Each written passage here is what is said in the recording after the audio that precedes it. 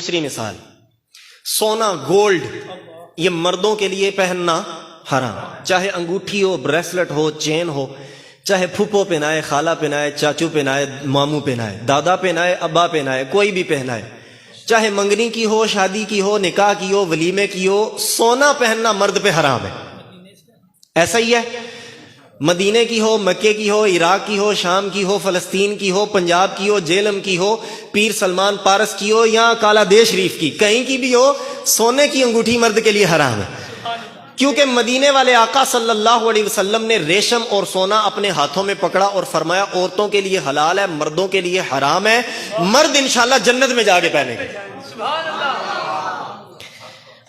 اچھا، جو صحابی سونے کی انگوٹھی وغیرہ پہننے کی حرام ہونے کی حدیث بیان کرتے ہیں نا، ان کا نام ہے حضرت براء بن عازب۔ کیا نام ہے؟ حضرت بیر الف اور آخر میں حمزہ ہے، براء، عازب ان کے والد کا نام ہے۔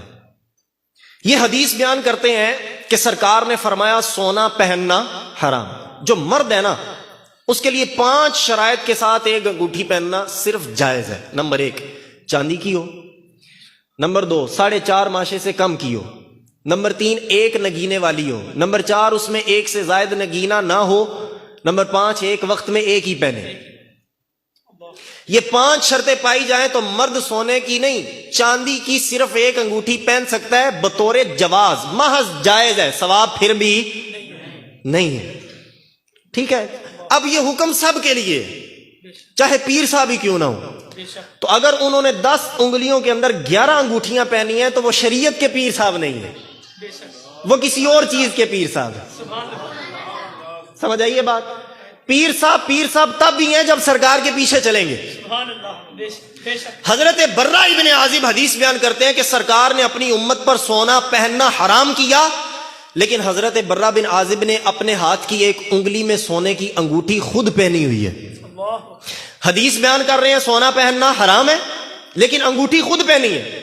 کسی نے پوچھا ہے براء آپ حدیث بھی بیان کرتے ہیں کہ سونا پہننا حرام ہے لیکن انگوٹھی بھی سونے کی آپ نے پہنی ہے، کیا وجہ ہے؟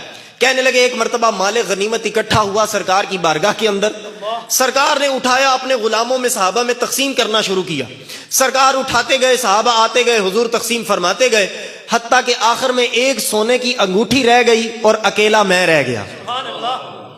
اب سرکار نے انگوٹھی اٹھائی، ایک نظر انگوٹھی کو دیکھتے ہیں، دوسری نظر مجھے دیکھتے ہیں، پھر سرکار انگوٹھی دیکھتے ہیں، پھر مجھے دیکھتے ہیں، پھر سرکار انگوٹھی کو دیکھتے ہیں، پھر حضرت براء کہتے ہیں مجھے دیکھتے ہیں۔ سرکار نے بار بار یوں نظر رحمت انگوٹھی پر اور مجھ پر ڈالنے کے بعد مسکرا کے مجھے قریب بلایا، اپنے مبارک ہاتھوں سے میری انگلی میں سونے کی انگوٹھی پہنائی اور فرمایا کسی اور کو پہنا ہوا دیکھوں تو اترواؤں، لیکن براء تم سے کوئی اتروا نہیں سکتا، تمہارے لیے میں خود حلال کر رہا ہوں۔